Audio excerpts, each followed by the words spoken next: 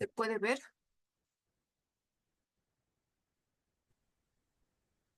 Sí, doctora. Bien, gracias. Bueno, ahora vamos a hablar de fiebre y más que todo de la convulsión febril. Es importante tener en cuenta conceptos para que podamos definir y estar seguros de lo que estamos hablando, ¿no? ¿Qué es la temperatura normal? La temperatura corporal central normal tomada por vía rectal es normal hasta los 38 grados centígrados. La temperatura normal por vía oral normal es hasta 37,5 y si se toma en la axila es normal hasta 37 grados centígrados.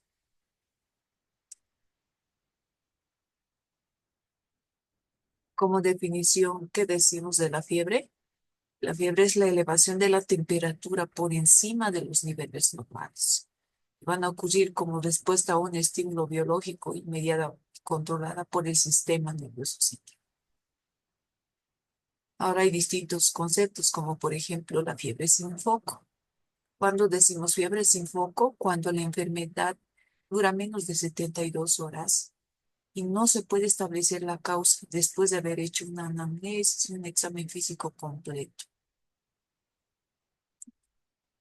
La fiebre de origen desconocido. Fiebre de origen desconocido se considera aquella temperatura mayor a 38 grados centígrados registrada en varias oportunidades que va a durar más de 2 semanas luego de haber realizado un examen físico completo, una buena anamnesis y además de haber realizado exámenes de laboratorio adecuados. Causas de fiebre de origen desconocido, las más importantes, las infecciosas, entre ellas las infecciones bacterianas, como una fiebre enteral por salmonela, que justamente en estas épocas las estamos viendo más frecuente en el hospital. Tuberculosis, osteomielitis, pielonefritis, sinusitis, endocarditis, brucelosis, enfermedad por Campylobacter sin precisar, tularemia, ocultos.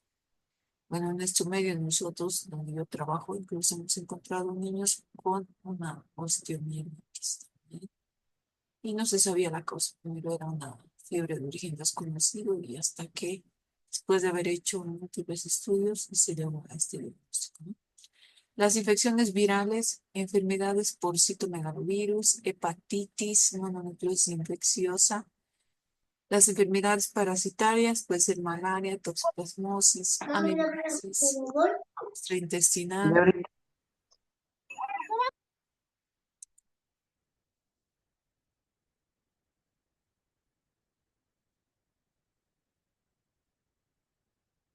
Enfermedades autoinmunes, como una fiebre reumática, enfermedades del tejido conectivo, enfermedades neoplásicas, leucemia, linfoma, neuroblastoma, sarcoma de Ewing y otras enfermedades de Kawasaki, fiebre periódica, displasia ectodérmica, tirotoxicosis, fiebre de origen central.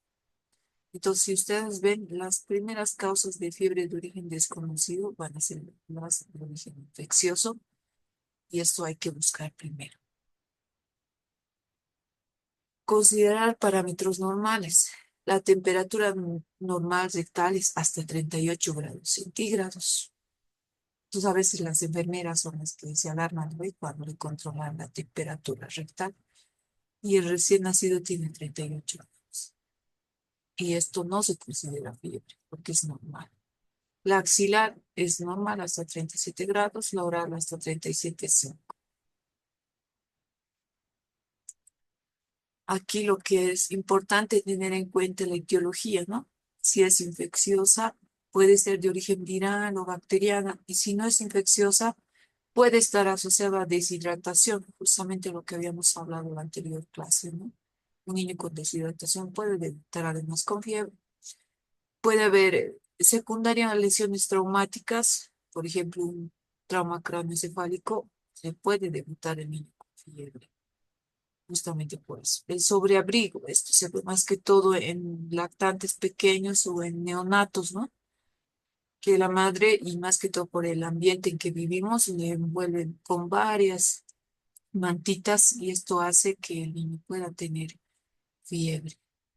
Las endocrinopatías, enfermedades autoinmunes, neoplasias y febritis. ¿Y por qué es importante hablar de fiebre? Porque es el motivo más frecuente de consulta y hospitalización de menores de 5 años. Entonces, la mayoría de los niños que acuden a la emergencia es justamente por esta causa, ¿no? Porque tiene fiebre y no se sabe la causa. O es que sí tiene fiebre y además está asociado a otros procesos infecciosos. Como patogenia podemos decir que el hipotálamo regula la temperatura a un nivel más alto de lo normal, secundaria a una modificación del termostato del centro termorregulador. Esto en respuesta a los estímulos anormales, como por ejemplo físico, químicos, tóxicos, inflamatorios. Ahora, muchos o las mamás más que todo, ¿no? Las que creen que la fiebre es lo más malo que puede pasar. Al contrario, la fiebre tiene un efecto protector en caso de enfermedades infecciosas porque actúan los factores del complemento, los NKs, los natural killers, los linfocitos B. La inmunidad se activa cuando el niño está en fiebre. Una temperatura de 40 grados centígrados va a inhibir la multiplicación y la supervivencia de algunas bacterias o virus. Las manifestaciones clínicas dependerán del agente causal y la edad del paciente.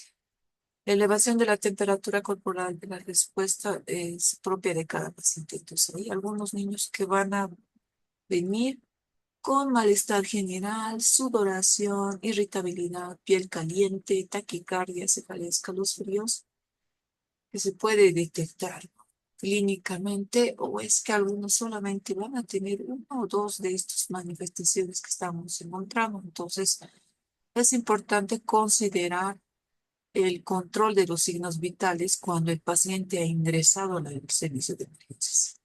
Puedes tocarles la extremidad fría, las manos y los pies fríos, pero esto no significa que el niño no tenga fiebre. Entonces, generalmente la fiebre eh, se localiza a nivel del tronco, entonces es importante controlar la temperatura como corresponde. El diagnóstico es bien importante. Si es un bebé menor de 1 mes de edad, tengamos en cuenta que niños menores de 3 meses, menor de 1 mes de edad, tenían un mayor riesgo de mortalidad justamente por la edad. Entonces, ese tipo de pacientes que tenga fiebre y no se sepa la causa, nosotros los internamos para hacer estudios complementarios. Hay que considerar que otros procesos se estuviera cursando el paciente. Solicitamos laboratorios. A veces puede estar asociada a mala técnica de lactancia, tal vez pueda ser una deshidratación. Sin embargo, esto es importante controlar de 1 a 3 meses de edad. De la misma manera, como es un grupo de mayor riesgo de mortalidad, estos bebés se internan para solicitar exámenes complementarios y determinar la causa. Mayor de 3 meses se utiliza la escala de luz de tráfico que enseguida vamos a ver.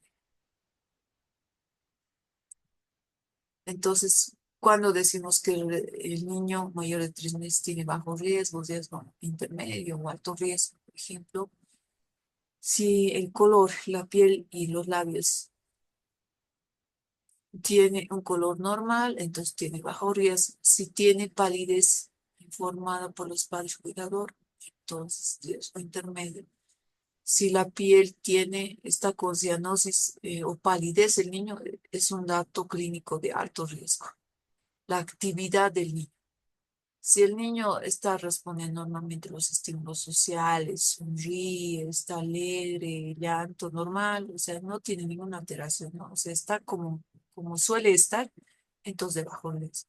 Riesgo intermedio cuando el niño ya no sonríe, ya no se despierta, ahora ya está más quieto y su actividad ha disminuido. Ahí el papá se preocupa porque los conocen, ¿no? Los papás a los niños. Y de alto riesgo cuando ya no responde a estímulos. Entonces podríamos decir que está en un estado letárgico, ¿no? Está a la mamá la impresión de que está enfermo, no despierta, está con un llanto débil, agudo o continuo. O sea, aquí ya alto riesgo, ¿no? El semáforo. Ahora, la parte respiratoria, ¿cómo está respirando ese niño? Si no tiene ningún factor de riesgo, está normal.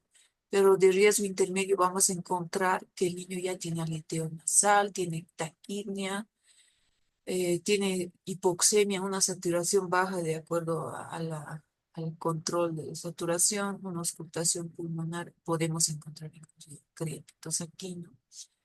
Si está más grave, y acuérdense lo que habíamos avanzado la anterior clase, que si el niño tiene quejido, taquimia, tiraje, entonces esto está grave, tiene alto riesgo y se puede tratar de una neumonía grave. Ahora, ¿cómo está la parte circulatoria, la hidratación? El niño tiene, si está normal, ojos normal, todo va a estar normal. Pero ya si hay un riesgo intermedio, el niño estará taquicárdico, tendrá un llenado capilar mayor a 3 segundos, las mucosas estarán secas y el bebé tal vez no se estará ya alimentando como siempre. Y lo más importante, cuando ya el niño está deshidratado y todo, tienen oliguria o anuria prácticamente. Entonces será más de 8 horas, más de 12 horas que el niño no está presentando diuresis, realmente tiene que preocupar. Alto riesgo cuando ya disminución de la turgencia de la piel y lo que te dirá más. Lo demás. Otros datos que podemos encontrar, la edad de 3 a 6 meses y la temperatura mayor a 39 grados centígrados, fiebre por más de 5 días, edema de una extremidad o articulación, no puede mover una extremidad, no usa una extremidad. A veces justamente solamente por este detalle hemos encontrado niños con artritis. Hemos tenido como 3 casos internados en este hospital que no se sabía la causa de que el niño, por qué estaba con fiebre, hasta que alguien se dio cuenta que el chiquito no podía mover su rodilla y que al flexionar la rodilla tenía un llanto intenso y después se hace una comparación de la rodilla está sana versus la enferma y hay un ligero aumento de volumen y con el tiempo, con los días, eso se va a tornar más, mm, va a tener la triada de Celsius y todo eso, calor, dolor y todo eso, potencial funcional. Alto riesgo. Edad menor de 3 meses, ya les decía, ¿no? La temperatura más de 38 grados centígrados, erupciones cutáneas, fontanela abombada, rigidez del cuello, estados epilépticos, signos neurológicos focales, convulsiones focales. Bueno, se parece a lo que hemos aprendido en el triángulo de evaluación pediátrica, si ustedes se dan cuenta, ¿eh? Bastante, se parece, mucho, mucho, bastante. Entonces, ¿cómo va a llegar el paciente que está grave? Parte neurológica va a estar inconsciente, como en este caso, ¿no? El niño está inconsciente, está cianótico, la mamá desde cuándo está así, te dirá ya son 1 o 2 días que está así, respira rápido, se ve mal, tiene ojos hundidos, tiene mucosas secas, la fontanela anterior estará deprimida. Tengan en cuenta que la fontanela anterior solo es palpable hasta el año y medio de edad, por eso. Entonces, después de eso ya no sirve palpar fontanela porque ya está cerrado. Entonces, antes de eso realmente es confiable y podemos encontrar más que todo en niños con deshidratación, ¿no? O en neonatos más pequeños con sospecha de una neuroinfección, igual esta fontanela puede estar abombada. La piel tiene un tono grisáceo, dice, ¿qué más? Letargo, niño deshidratado, el signo del pliegue, que generalmente más se ve en niños menores de 3 meses, el más evidente cuando están deshidratados, no tanto así en mayores de 3 meses y en niños previamente sanos. Eso tengan muy en cuenta y lo que sí nos va a ayudar más que todo es el relleno capilar, que está más a 3 segundos. El diagnóstico se basará en una buena anamnesis y un examen físico exhaustivo. A veces la causa de la fiebre puede estar en el oído. Entonces, será importante preguntar si desde cuándo está el niño resfriado o al antecedente de resfriado. Sí, hace 2 semanas, una semana estaba resfriado. Ahora solamente llora, está irritable, se inclina a un lado su cabecita y tiene fiebre y no sabemos qué tiene, dice, no, es la de consulta. Un factor de riesgo, por ejemplo, ¿será que ese bebé reciba fórmula? Pues no es bueno que le den leche de fórmula porque el biberón, como el niño está en decúbito y a la vez la trompa de Eustaquio está más horizontalizada en los bebés, entonces fácilmente se puede complicar con una otitis y habría que revisar el oído, ¿no? En lactantes, por ejemplo, el lactancia de un año, no es tan fácil hacer diagnóstico de causa de fiebre si no tenemos síntomas claros. Viajes recientes igual, ¿no? Preguntar a dónde ha ido a los yungas, ha viajado a un lugar del trópico, exposición a animales, contacto con enfermos, es importante tener en cuenta esto, ¿no? Por ejemplo, está ahorita, ahí tenemos más niños con fiebres enterales, fiebres tifoideas que nos han llegado al hospital. Entonces, ¿cuál es el antecedente de que han consumido, ¿no?, alimentos en la calle o que el hermano mayor ya estaba enfermo así y le ha contagiado al pequeño y es por eso que ahora está con fiebre? Hospitalizaciones, inmunizaciones. Hay pacientes que, aunque no lo crean, por el hacinamiento y gran demanda de pacientes, se han llegado a contagiar de otras enfermedades, estando hospitalizados por otras causas. Niños que tenían infecciones urinarias, que luego, posteriormente, han tenido fiebre y posteriormente dificultad respiratoria, es que se ha contagiado de neumonía en el hospital. Las inmunizaciones también es importante preguntarnos si recientemente lo ha hecho vacunar, porque las vacunas pueden provocar. Exámenes complementarios, es importante tener en cuenta solicitarlos de acuerdo al examen físico, de acuerdo a lo que esté sospechando, para que me ayuden, para que sea un apoyo en el diagnóstico que yo estoy teniendo. Ahora, pero si se trata de un resfrío, una cosa no grave, no es necesario solicitar exámenes complementarios. Hay que tener en cuenta que también es importante saber solicitar de acuerdo a lo que estamos sospechando. Ahora sí hablamos de la convulsión febril, porque hay niños que vienen al servicio de emergencias por esta patología. La convulsión febril afecta más que todo niños de entre 3 meses a 6 años de edad. Y obviamente tiene que estar asociada a fiebre para que yo diga tiene convulsión febril. Y esto en ausencia de una infección del sistema nervioso central. Epidemiología de una prevalencia del 5% con riesgo de recurrencia a menor edad de presentación y antecedentes de crisis febril en familiares cercanos. Entonces preguntamos a la mamá, ¿no? Su hijo mayor, cuando era más pequeño, le daba fiebre y convulsionaba y la mamá te va a decir que sí. O en algún caso por parte del padre, ¿no? Así su hermano o el padre mismo cuando era niño convulsionaba. Es algo antecedente familiar que puede estar asociado a rasgos heredofamiliares. ¿Cuál es la patogenia? La falta de mielinización. El cerebro de un niño todavía está en desarrollo, todavía se está mielinizando y esto puede ser la causa. Inmadurez del centro termorregulador, incremento del consumo de oxígeno durante la fiebre. Ahora, ¿cómo se manifiesta la convulsión febril? Es importante tener en cuenta dos, ¿no? Dos aspectos. Uno, la convulsión febril simple versus la convulsión febril compleja. Una convulsión febril simple, de acuerdo al tiempo de duración, va a durar menos de 15 minutos. ¿Cuál es la característica de la convulsión? Son movimientos tónico-clónicos generalizados, tónicos o atónicos. Entonces la mamá te va a decir, empezó a temblar, ¿no? Hay que tener en cuenta los, los datos clínicos que te dice la madre, o se volvió rígido, o es que se ha vuelto como un trapo, te dice, ¿no? Único episodio en 24 horas.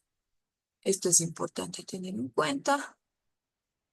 Recuperación rápida de la poscrisis, es decir, después de convulsionado ya se ha sentado y estaba llorando, pero estaba despierto, ¿no? Y si le hacemos un electroencefalograma a este tipo de pacientes, va a salir. Entonces hay que calmarle a la mamá, considerando todos estos aspectos, se trata de una convulsión febril simple. Ahora, cuando se vuelve una convulsión febril compleja, cuando ya el tiempo son más de 15 minutos, ya cuando la convulsión se ha focalizado, es decir, el niño convulsiona y de repente lo único que convulsiona o hay movimientos tónicos clónicos será de una extremidad, de la hemicara de una extremidad, focalizado con o sin generalización secundaria. Entonces te va a decir así, primero su mano ha empezado, estaba ahí temblando su mano y luego todo su cuerpo se ha movido, ha temblado, así, ¿no? La paresia posital, el niño tal vez ya no puede mover las extremidades o del lado que el niño ha convulsionado, por ejemplo, si ha sido miembro superior derecho, eso luego va a estar paralizado. Aunque una paresia no va a poder mover o hacer el grito. Recurrencia en 24 horas. Entonces otra vez va a manifestarse. Estaba internando el niño, ha pasado 2, 3 horas nuevamente, ¿no? Donde ya íbamos a encontrar el electroencefalograma. Este caso sí hay que tener en cuenta porque hay que buscar la causa. Pues la mamá a veces viene así a la emergencia, no sabe qué hacer. Hay niños que llegan mojados al servicio de emergencia porque la mamá le ha echado con agua o le ha sacudido, le ha pegado, todo le han hecho. Pues hay que calmar a la mamá, ¿no? Y hay que hacer un diagnóstico clínico en base al tipo de crisis que ha presentado. Preguntarle los datos que habíamos mencionado. Y es importante ese diagnóstico, diferenciar en meningitis, encefalitis, epilepsia, intoxicaciones, desequilibrios hidroelectrolíticos, hipoglicemia, acidosis, un tumor, abscesos, neurosis y cercosis.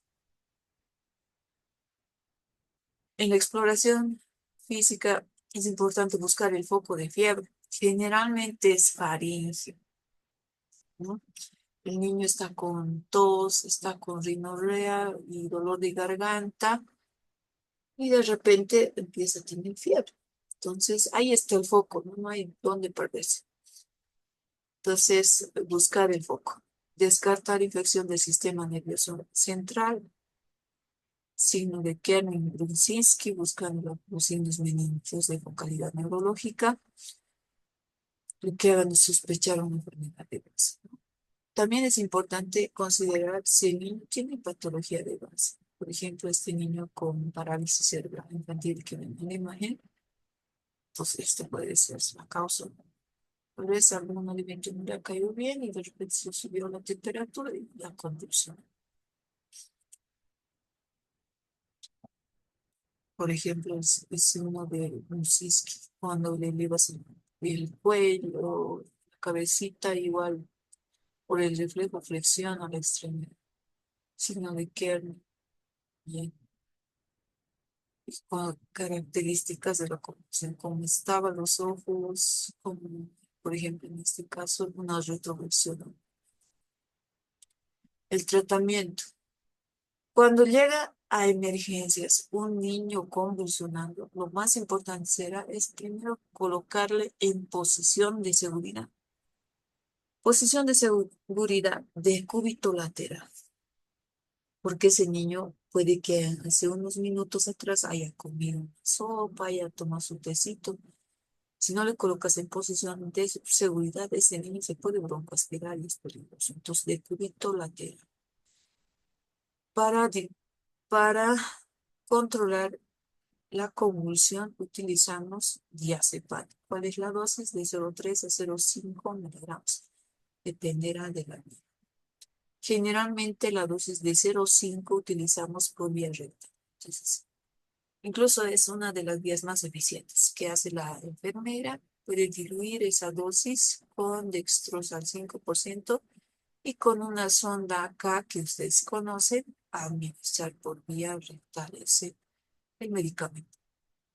En caso que no haya respuesta, pues ya tenemos que pensar en que nuevamente tenemos que ya pensar en canalizar una vía periférica, volver a administrar la dosis del diazepam y si no hay respuesta, ya nos tenemos que preocupar con la impregnación de fenobarbital o fenitoína. Entonces, los más manejados en el servicio de emergencia es el fenobarbital, a una dosis de 15 miligramos por kilogramo de peso y vamos a ir pasándolo diluido con dextrosa al 5%, una cantidad de 30 ml, y esto va a pasar en 30 minutos. Después, ahora si la convulsión ha sido una convulsión febril compleja, habría que hacerle un tratamiento profiláctico con fenobarbital o ácido valproico y derivar a neuropediatría para que busque la causa de esta convulsión febril compleja, administrando también antitérmicos, ¿no? Por vía oral o por vía parenteral, si el niño puede tolerar la medicación. Ibuprofeno, paracetamol, metamizol. El que más usamos nosotros es el metamizol cuando el paciente está internado. Importante tener en cuenta que hay que calmar a los familiares. Si has diagnosticado una convulsión febril compleja, entonces orientarlo a la mamá que el niño es o predisponente a las convulsiones febriles, pero que no es grave, entonces que lo que hay que hacer es que si el niño apenas se ha resfriado, ya o está empezando a tener fiebre, controlar la fiebre con un antitérmico y si ya convulsiona la casa, tener en cuenta la posición de seguridad de cúbito lateral. Entonces, calmar a la mamá y que deba acudir lo más pronto posible a servicio de emergencias. El pronóstico de un niño con convulsiones febriles, entre 2 a 4% de niños con convulsiones febriles van a desarrollar epilepsia con riesgo mayor en convulsiones febriles complejas, antecedentes familiares de epilepsia, trastornos neurológicos previos. Entonces, tener en cuenta este antecedente porque justamente además cuando ya detectas que es una convulsión febril compleja, tiene el antecedente familiar, ¿no? De que la madre o el padre o algún familiar tiene epilepsia. Eso es todo. Ya. Voy a finalizar la clase. Va a estar 10 minutos, por favor. Me esperan para que grabe y regresamos en 10 minutos.